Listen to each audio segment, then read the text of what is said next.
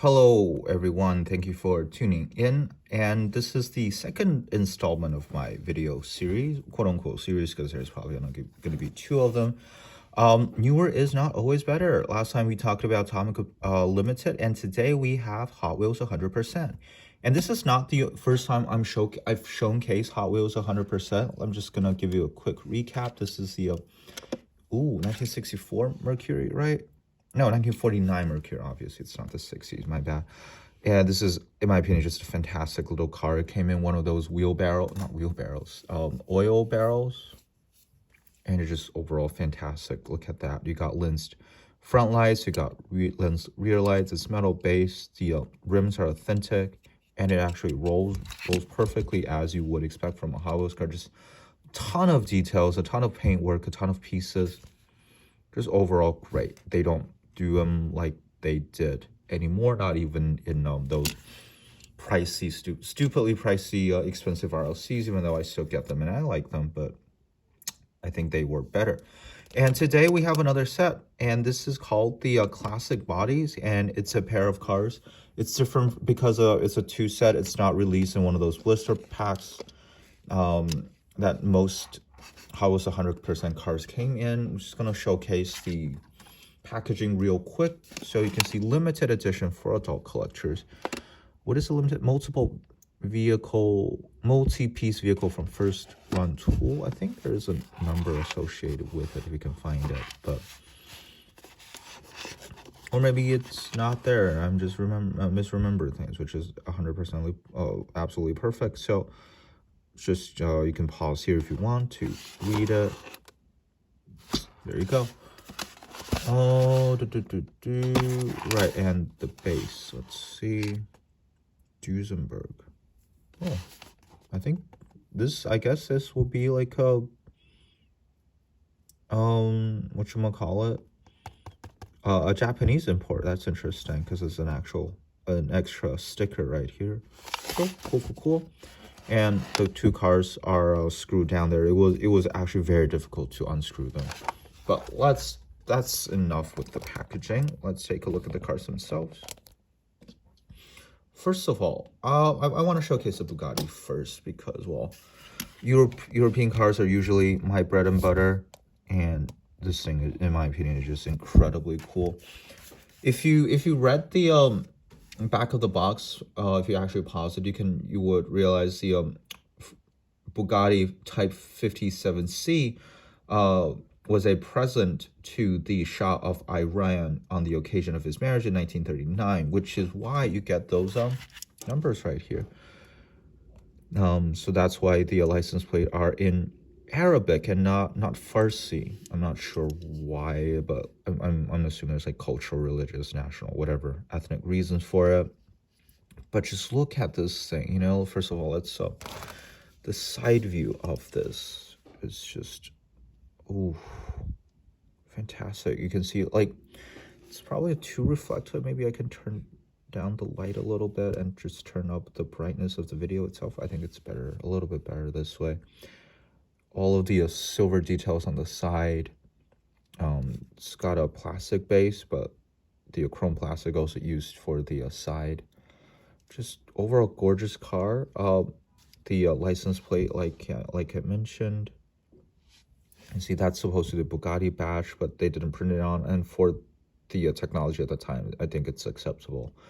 Front lights are painted, but that's I would have preferred it if it were lensed, absolutely, but that's okay in my opinion. Side is cool as well. You can see the little red dot there as well. I think, yeah, it's also present on the other side. So like all of those tiny little details that are there. The rear got the same license plate. All the painted details are still magnificent. That's my fingerprint. Don't copy it. Don't use it for a crime. It's very much appreciated, actually. Yeah, that's the problem with like RLC cars, whatever cars was like metallic or glossy paint, especially black. It's just fingerprints leave there so easily. But obviously it's also easily removable. And the interior, look at that. You can see the gear shift lever all the way down there, you can see.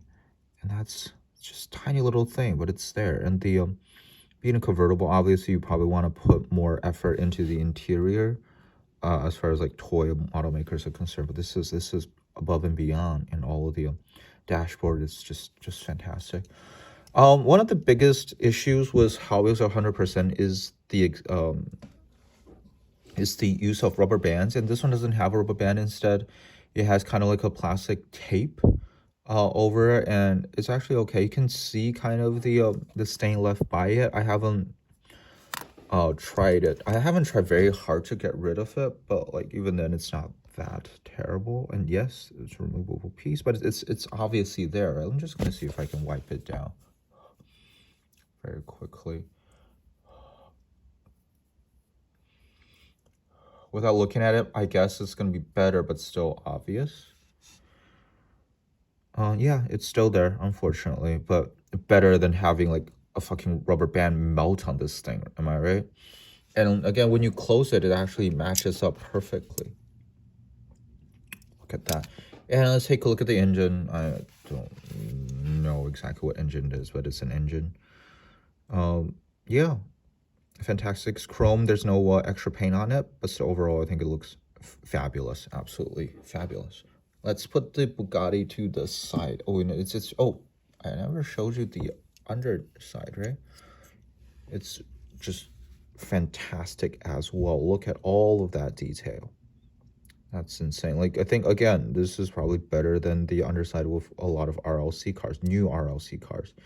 And the rims are also fantastic. You can actually get the wires on and everything.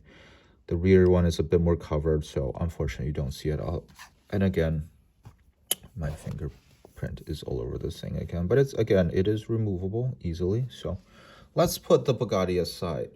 It's a fantastic little thing. And let's take a look at the Duesenberg, what is it now? 1932 Duesenberg SJ.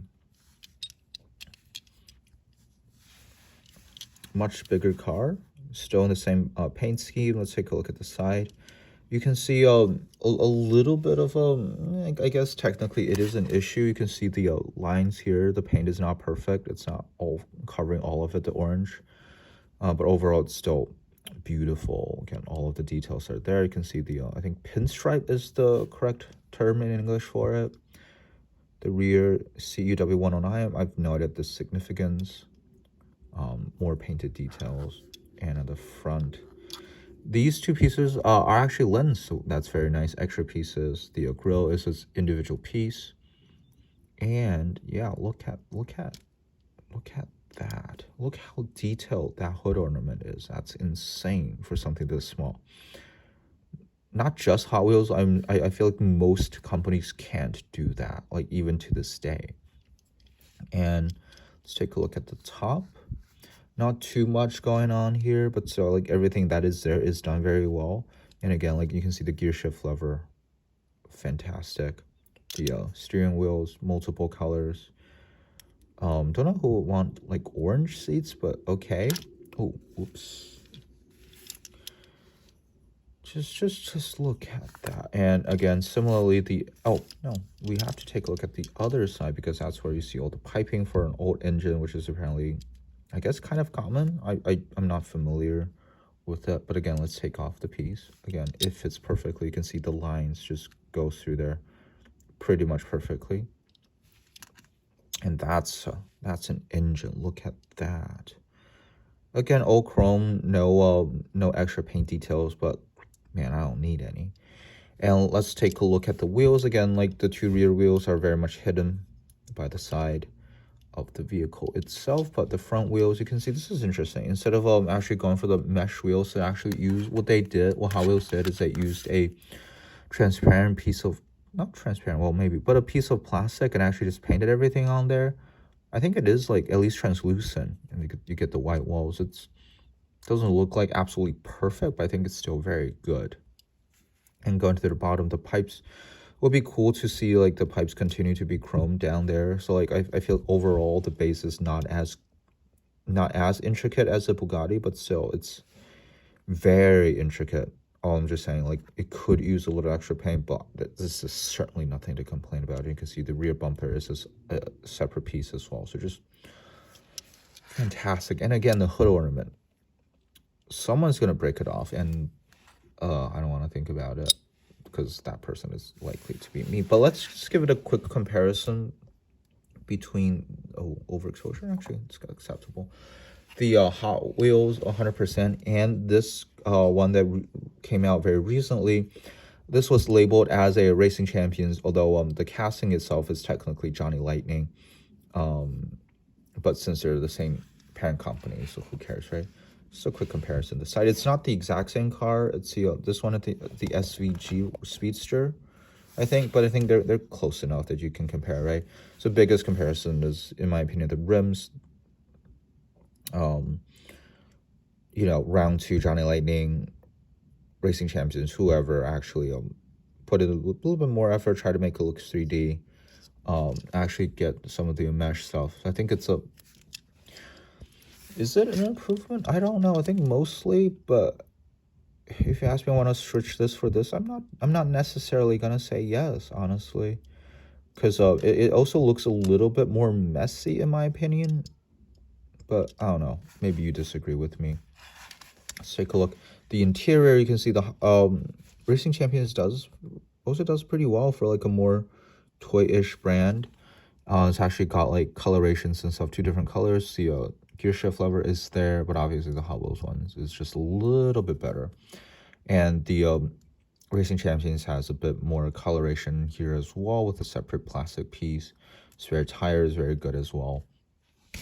And the side, and I think here's where we can get to see the Racing Champions is in a larger scale, because the pipes are, well, maybe not necessarily, maybe it's just a little bit, maybe it's just not as detailed, but the pipes here are thicker than on the Hot Wheels, and the Hot Wheels ones look again a little bit cleaner. But you can see the pipings continue all the way down here in chrome, and the whole base is chrome, which I think is an improvement over the Hot Wheels. And the front, the lights are painted here while they're lens on the Hot Wheels. No hood ornament, so just also a little safer. And it also has an engine compartment that can be opened up. Both, in my opinion, are fantastic. Can't really say one is better. But one thing I would say that works in Hot Wheels' favor is, again, like I mentioned earlier, well, actually, this line does not fit perfectly. You know what? Well, it fits perfectly on this side, but not quite perfectly on the left side. Oh, whoops, sorry, on the left side. But the same can be said with the Racing Champions. You can see it's going a little bit too high. It's supposed to like go down a little bit lower, I feel like, because they do not line up perfectly. It's like a 1 millimeter width. But also has like painting on the floor as well. I think this is for like, you can step on it and then get into your car. I think that's the idea. But overall, man, I would think that the Hot Wheels 100% is by far the superior model. Well, not by far, okay, but superior. So yeah, this is a look at the classic body set from Hot Wheels 100%. Just absolutely fabulous in my opinion, and got them for like an acceptable price as well. Just gorgeous. And the number of Hot Wheels 100 pieces without all of that rubber band nonsense is not a lot. So I'm very happy to get my hands on those. Just fantastic. And well, let's get the whole family. And why not get the Ford as well? Well, Mercury, Ford, whatever. It's the same. Just wonderful stuff. They don't, well, the best Hot Wheels that Hot Wheels has ever done. Never before and never since, at least till today. Maybe they'll make a return one of those days. We'll see. Ooh, that looks good. Just playing with the lights a little bit. Thank you very much for watching, and goodbye.